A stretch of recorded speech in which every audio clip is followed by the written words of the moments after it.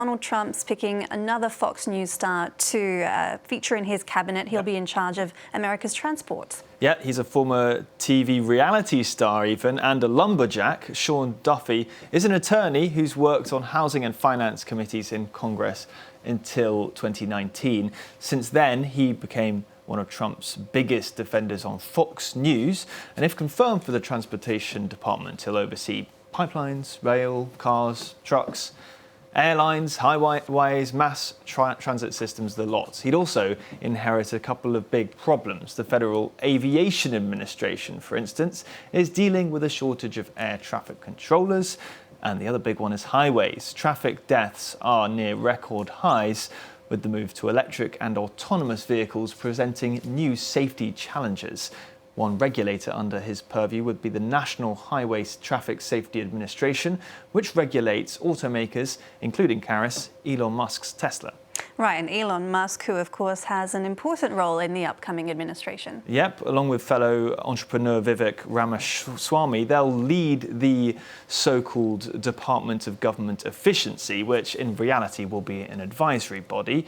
Musk has pledged to slash $2 trillion from the government's budget, and he's got Trump's backing to do so. Take a listen to Trump's promise on the campaign trail.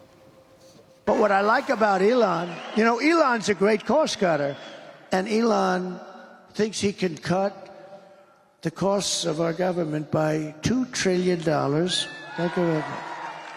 That's the entire deficit, because it's now at a level. By the way, we have the biggest deficit we've ever had under this stupid group of people. But he thinks he can cut $2 trillion without affecting anybody, just through, and I think he can do that. I do. I believe that. Right, so is this remotely realistic then? Let's take a look at the budget from the last financial year. It was almost $6.8 trillion in total. You can see here the biggest chunks of that spending.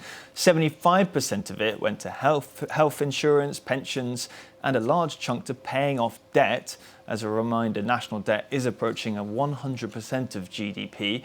Out of the roughly 1.8 trillion remaining, almost 900 billion goes to defence, which leaves around 900 billion for the entire rest of the government's budget, including transport, which we talked about, education, law enforcement, etc. You'll notice that that's well under the 2 trillion that they've pledged to slash. Various analysts have been trying to crunch the numbers. The Economist, for instance, reckons cuts of 4.5 trillion can be achieved, but over the next decade, not just in a couple of years, and not without tackling healthcare and social security. People, of course, won't like this, nor will Republicans, so the question remains, can they get it through Congress? All right, moving on now, Peter. You're going to take us through some of the economic effects of the war in Lebanon. Yeah, that's right. We can take you to the mountains of southern Lebanon, to the village of Kafir. It's near where Israeli bombs have been falling since Israel escalated its campaign against Hezbollah in September. But even before then, an economic crisis has been devastating for agriculture. A World Bank report out this month estimates that losses in the sector in the last 12 months have cost Lebanon more than €1 billion. This story by Leah McGuinn. These olive pickers work from dawn until dusk in a small village just a few kilometres from where Israeli bombardment has devastated much of South Lebanon. Olive picking season is normally highly anticipated in the country. This year, it's being conducted in the shadow of war. Despite the fighting, these workers know that they must try to continue as normal. Obviously, it's not without fear. As you know, there is a war in southern Lebanon, and even if the bombardments seem distant, we never know if they will reach here. Nothing is certain. Still, we rely on God and continue harvesting olives. Olives are a vital cog in the Lebanese economy. Up to 25,000 tonnes of olive oil are produced by the country every year, bringing in over $20 million in exports. We are farmers and we rely on olive harvesting on this land. We gain from it. It's like a bank for our household and we stock it up. We have clients who call me to buy olives and olive oil. Thank God. Unsurprisingly, the war has had a huge effect on production.